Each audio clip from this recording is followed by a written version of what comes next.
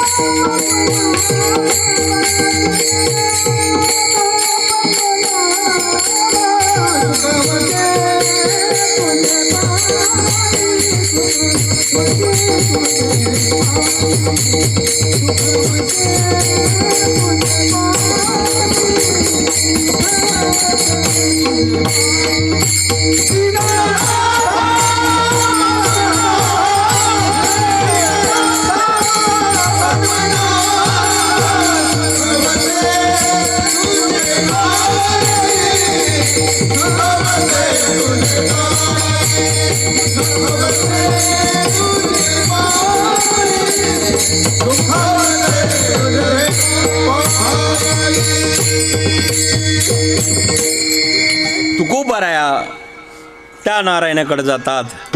नारायणाला सांगतात, हे नारायणा, मी तुझ्याकडे आलो कारण का जी लक्ष्मी आहे ती तुझी अर्धांगिनी आहे आणि तू लक्ष्मीपती असल्यामुळे मी तुझ्याकडे आलेलो आहे. कारण तुझ्याकडे काही कमतरता नाही आहे. लक्ष्मी जर तुझ्याजवळ असेल, तू लक्ष्मी वल्लभ आहे. लक्ष्मी वल्लभा दीनानाथा शब्द फार गोड वापरले तुकोबारायने. काय व्याकरण तयार असेल व तुकोबारायांचं त्या काळात. आताचे शाळा शिकून PhD केलेले आम्ही नीट अर्थच कळत नाही. महाराज असं वाटत असेल मी गाथा पाठ केला, ज्ञानेश्वरी पाठ केली, काहीच नाही. ज्या ज्ञानेश्वरांनी ज्ञानेश्वरी लिहिली त्यांनी कोणते कॉलेज शिकले होते? ज्या तुकाराम महाराजांनी भंडारनगरवर भजन केलं कुठं कॉलेजमध्ये गेले होते? आमचे मित्र डॉक्टर लवितकर महाराज त्यांनी PhD केली आहे गाथ्यावरती. जगद्गुरू द्वाराचार्य बरेच पद आहेत त्यांचे. धर्मनाथ बिजीला ते येतात, फार मोठे विद्वान आहे, प्रचंड विद्वान आहे. आपलं भूषण आहे महाराष्ट्राचं, चांगली गोष्ट आहे. डॉक्टर रामकृष्ण महाराज लवितकर तुमचेच नावकरी महाराज आहे. अरे म्हणून माझ्या अत्यंत जिवलग संबंध आहे त्यांचे. धर्मनाथ बिजीला वर्षातून ते येतात माझ्याकडे. पण त्या गाथ्यावर PhD केले हो. अनेक पद स्थापन त्यांनी केले. पण तुकाराम महाराजांचा जर विचार केला तर तुकाराम महाराज आपल्यासारखे साधे कपड्यात होते की नाही? सूत पॅन्टमध्ये नव्हते, साधे 12 बंदी धोतर असायचं. आणि त्याच्यावर चिंतन केलं. चिंतनातून वाक्य बाहेर पडले आणि त्या वाक्यातनं अभंग तयार झाले. ते अभंग असे तसे नाही आहे, पाण्यात बुडले तरी बुडले नाही, अभंग भंगच झाले नाही हो.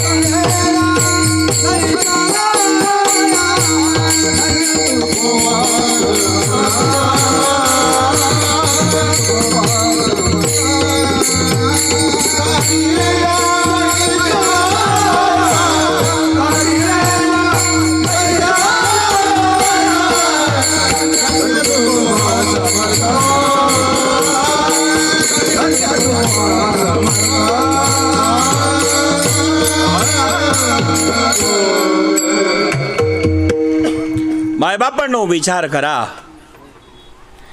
जे अभंग पाण्यात बुडवण्याचा प्रयत्न केला तेही बुडले नाही. मग अभंग बुडले नाही ते अभंग निर्माण करणारे तुकाराम महाराज, त्यांचा जर विचार केला, एक एक वाक्य त्यांनी पाठवलं, बाहेर पडलं. ते सामान्य नव्हतं, त्याच्यामध्ये विश्वाराचा अंश होता. एक एक अक्षरात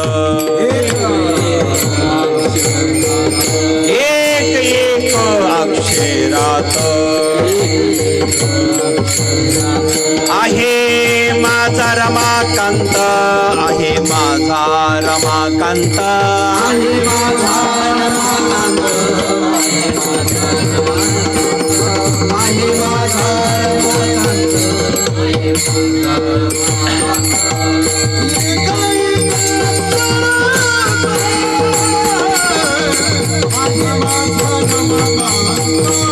राधे जय हो धन्यवाद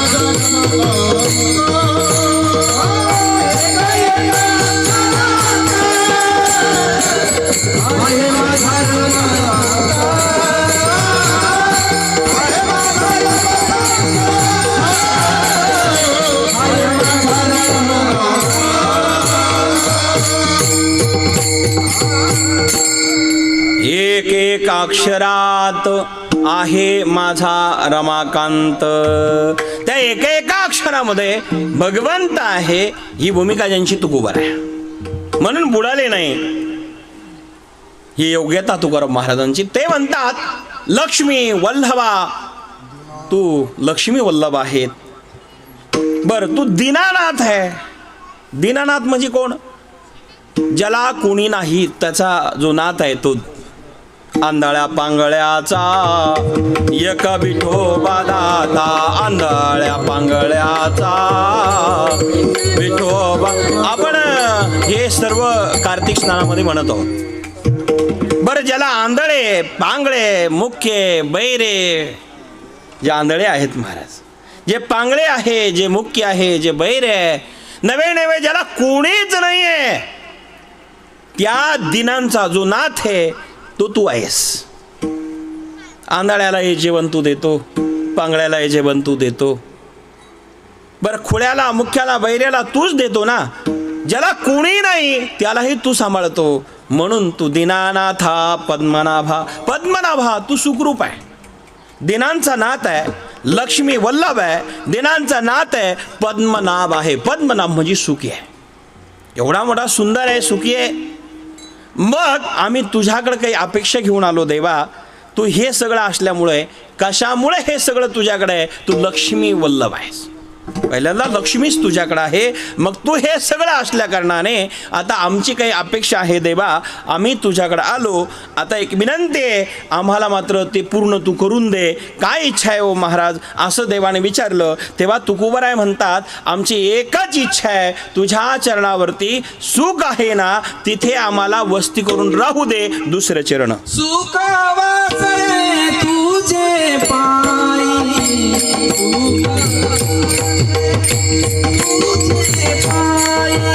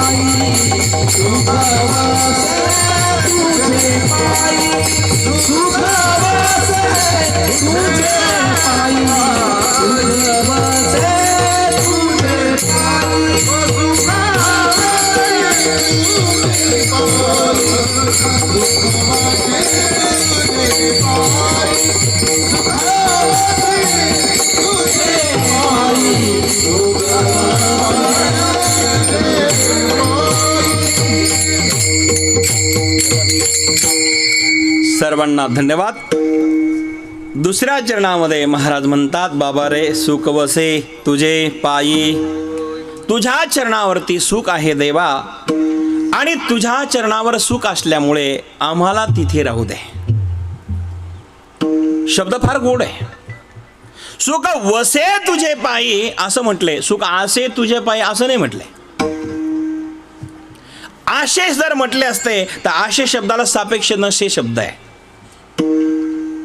सुख आसे तुझे पायी असं नाही म्हटले तुकोबाराया, सुख वसे तुझे पायी म्हटलंय. कारण आसे म्हटलं तर आशेला सापेक्ष शब्द नसे येतो. आज पाहुणे कार्यक्रमाला आलेले असे, उद्या कोणीच. आज कीर्तनकारात टाळकरी कीर्तनकार मंडपात असे, उद्या जरा बोलत जाना. भोका लागले की सांगा, मग झालं कोटमगावकर. मग आज असे उद्या नसे. सगळे महाराज मंडळी आज कीर्तनासाठी इथे असे, उद्या हा बस. आशे शब्द कळाला, त्याला सापेक्ष नशे शब्द आहे. पण सुख वसे तुझे पायी याला सापेक्ष शब्द द्या ना. नाहीच महाराज, किती शोधा सापडणारच नाही. तुकोबारायांचे व्याकरण आहे ते. सुख वसे तुझे पायी. आणखीन एक सखोल अर्थ सांगतो ऐका. कारण आम्ही कीर्तनकार लोक अभंग घेण्यापूर्वी जरा त्याला तोलून पाहत असतो. येताना कुठे कुठे कोणत्या तुलनेत बसतो. कीर्तनकार कोणी असू द्या, गायक असेल तर चालते, ते धार लावून येतात रामकृष्ण महाराज. ते त्याचं काम त्यांनी केलं पाहिजे, बरं का, केलं पाहिजे. पखवादे महाराज आपल्या तयारीत असतात. सगळेजणांनी सगळं आपल्या तयारीत असलं पाहिजे. चांगलं आहे. जाऊ द्या, आमचं द्या सोडून. तुम्ही शेतकरी लोक, ज्याला पेरायला जायचं त्याच्यासुद्धा नळ्या व्यवस्थित लागतं की नाही, चाडं व्यवस्थित लागतं की नाही, दोऱ्या व्यवस्थित, हे तरी बोलत ना. आपण संसारिक घेईन सगळे. निदान हेही हो म्हणलं म्हणजे जमेल. आता काय मी मुंबई पुण्यातलं नाही सांगायलो, शेतातलं सांगायलो. पांभर असेल, तिफान असेल तर त्यामध्ये चाडं व्यवस्थित लागतं की नाही हो, नळ्या व्यवस्थित लागत्या का नाही. जर ते नळी जर ती मध्ये भरीव असेल तर वानतास होणार की नाही. सगळे ते नळीत काही घुटलं पटकन माणसं प्रत्येक कडेला बघत बसतात. का? 1 तास गेला की पुन्हा बघतात. 1 तास गेला की, म्हणजे 1 तास कीर्तनातला नाही बरं का, तो पेरण्याचा तास असतो. शब्द मराठीचे फार विचित्र आहे, कुठेही घेऊन जातील सांगता येत नाही. ते म्हणाल तुम्हाला 2च तास दिले होते तर तुम्ही 1 तास किती सांगायला लागले. उत्तम बाबा, कल्पना करा. तर चाड्यावर मूठ धरणारा खरा शेतकरी हे वरतून बोट सोडत असतो. उत्तम महाराज, खरा शेतकरी चाड्यावर मूठ धरली वरतून, जो मोगम असलो तो खालून सोडतो. आता खालून बोटं जर सोडले ती फोन चालव. अमोल महाराज पेरता नाही बरं का, खालून बोटं सोडून चालणार नाही. खालून बोटं सोडले की धान्य एकाच ठिकाणी पडेल. वरतून सोडले की ते हळूहळू त्याची काही पद्धत असते, क्रिया असते, शिकावे लागते आमच्या वडीलधाऱ्याकडनं, तेव्हा ते जमतं. पेरणी करणं एवढं सोपी गोष्ट नाही. वखर आणील कोणी पण, नांगर कोणी आणील बरं का, पण पेरायचं असेल तर त्याला अनुभवीच लागतो. तसं परमार्थातली अध्यात्माची पेरणी करायची असेल तर त्याला अनुरागीन अनुतापी लागतो महाराज, तेव्हा ते शक्य होतं. त्याच्याशिवाय नाही. माझा मुद्दा काय ऐकलं का? काय सांगत होतो मी? कीर्तन जमलं आता. बरं झालं. पुढच्या वर्षी नवीन घर बांधू आमची शिंदेवाडीला आणि पुन्हा आम्ही कीर्तनाला जेव्हा. एवढं मोठं खरंच काय चालू होतं टोपीवाले बाबा? हां, बरं झालं आपण कीर्तनात आहे, हरकत नाही बरं का. ठीक आहे मायबाप, माझा मुद्दा काय चालला? सुख वसे तुझे पायी असे नाही. मग वसे म्हटले याचं दुसरा सापेक्ष शब्द तयार होत नाही. माझा मुद्दा तो आहे. तर वसे शब्दाचा अर्थ दुसरा सांगतो. कल्पना करा, मराठीत पटकन सांगतो. एखादा माणूस आपल्या गावात, योगेश महाराज, पाहुणा आला असेल. आज पाहुणा आलेला असे पण उद्या नसे. आलेला आला शब्द नसे सापेक्ष शब्द पाहिले आपण. पण आपल्या गावात पाहुणा आला आणि त्या पाहुण्याला आपल्या गावात येऊन आनंद वाटला आणि आपल्या गावातल्या लोकांना त्याची दया आली आणि सांगितलं, हे बघा तुम्ही आलात पाहुणे म्हणून, पण आमचे ही 10 गुंठे जमीन आम्ही तुम्हाला देतो, आता इथे खुशाल तुम्ही राहा. मग ते स्टॅम्प करून दिली, नावावर करून दिली, खरेदी करून दिली, उतारा त्याची नावी झाला आणि मग सुंदर त्यांनी त्या 10 गुंठ्यामध्ये सुंदर घर बांधलं, वस्ती बांधली आणि वस्ती बांधून वास्तुशांतीला कीर्तन ठेवलं, अन्नदान ठेवलं. उत्तम महाराज, उत्तम कार्य घडलं. आता म्हणता येईल का पाहुणे आलेले असे उद्या? का? आता पाहुणे शब्द येत नाही, कारण ज्यांनी वस्ती केली, वस्ती केल्यावर नसे सापेक्ष नाही. वस्ती केली, त्या वस्तीमध्ये वास्तव्य झालं, आता ते जायचीच नाही. जिथं वास्तव्य ज्यांचं आहे ते जाण्याचा प्रश्न उरत नाही. तसंच आहे मायबापांनो, वास्तव्य झालं, वस्ती झाली आणि त्या वस्तीमध्ये तुम्ही राहायला गेले, जाण्याचा प्रश्न येत नाही. तसं जगातलं सर्व सुख तुमच्या चरणावरती आहे. म्हणून देवा तुझ्या पायाजवळ आहे आणि त्याच्या सुखाच्या जवळ, तुझ्या पायाजवळ आमची वस्ती राहू दे, हीच विनंती आहे. कारण का तिथं सुखाची वस्ती आहे, तिथे मला ठेव. सुख वसे तुझे पायी, मज ठेवी तेची ठाई. विठोबा माये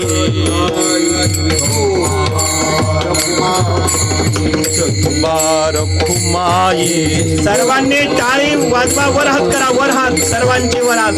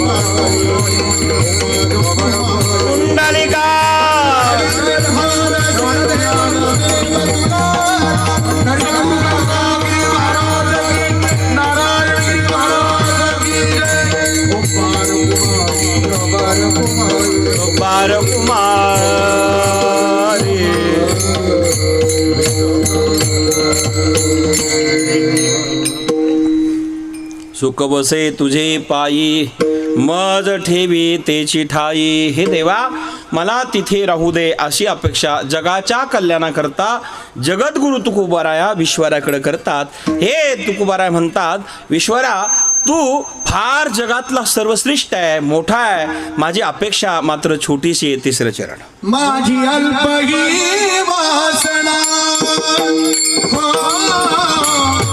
माझी अल्पही वासना, माझी अल्पही वासना, माझी अल्पही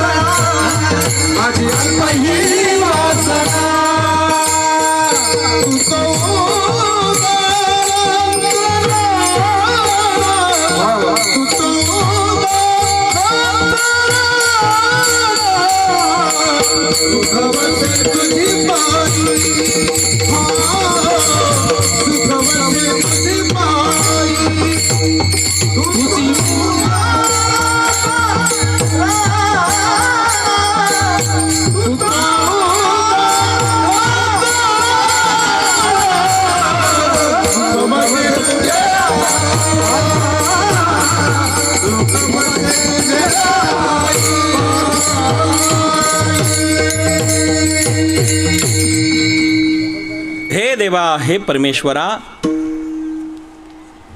माझी अपेक्षा, माझी इच्छा फार छोटीशी आहे.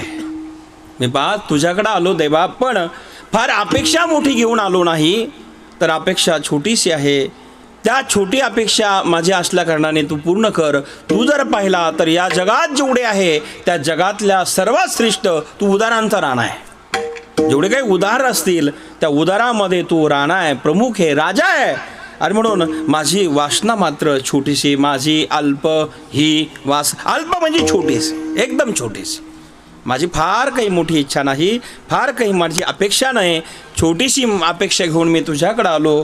तू देणारा फार मोठा आहे आणि म्हणून मी तुझ्याकडेच का आलो, कारण तुझ्याकडे जगातले सर्व सुख एकवटलेलं आहे. आम्ही सर्व लोक या प्रपंचात आल्यानंतर अनेक प्रपंचातले सुख भोगतोय, दुःख भोगतोय आणि जे सुख वाटतंय ते दुःखच आहे. आणि म्हणून या प्रपंचातल्या दुःखाने आम्ही तापलोय देवा. संसाराच्या तापे तापलो मी देवा, करिता या सेवा कुटुंबाची.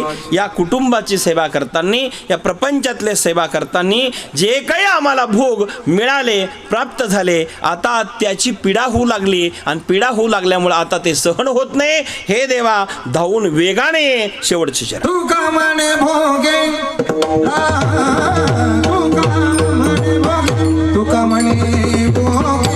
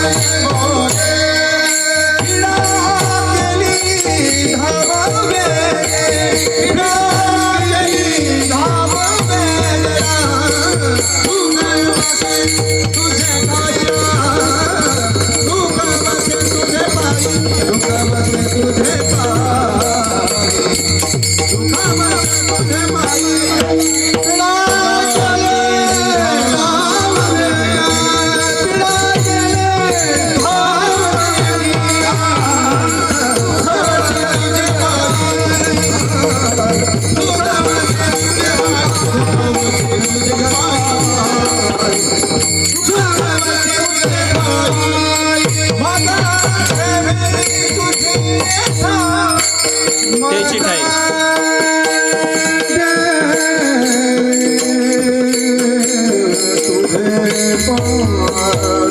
राजमामुली तुकाराम माऊली ज्ञानेश्वर माऊली ज्ञानराज माऊली तुकाराम.